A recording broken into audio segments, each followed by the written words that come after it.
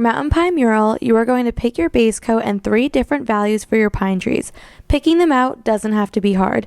It's as easy as taking a fan deck and choosing a color group. Before you start stenciling, make sure you mask off your baseboard and all of your switch plates. Apply spray adhesive to the back of your stencil to reduce your chances of bleed. This stenciling project does not require a ton of paint. Evenly load your dense foam roller and offload your excess paint onto a paper towel. For your first layer of pine trees, you are going to randomly place your smallest trees the highest. Use a clip-on stencil level to ensure the trees are straight. Then, you are going to take your lightest color and roll it on. To achieve that misty, foggy look, you will not be rolling on the entire stencil.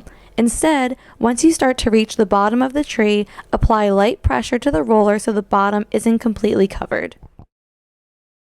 Your tree should look like the bottoms are fading away.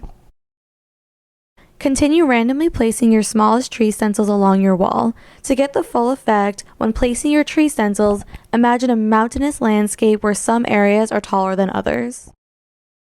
This mountain pine stencil mural kit is so great because you can customize your own mountain landscape, and no matter where you place these trees, it'll still look awesome. Switch to a medium-sized tree stencil for your last row of your lightest trees. Once you've completed your first layer, go back in and add tree tops in the negative space between the trees. You can use the same technique as the full trees, but just stopping at the middle of the tree tops. Now it's time for your second layer of trees. Use the same stenciling technique for your medium value, but this time with medium and large tree stencils. Don't be afraid to fill in some treetops from your lighter value in between your medium value to give it some depth. However, make sure those are placed close to where both colors meet. Then, continue to stencil your medium value trees until you reach a good point to begin your largest and darkest trees.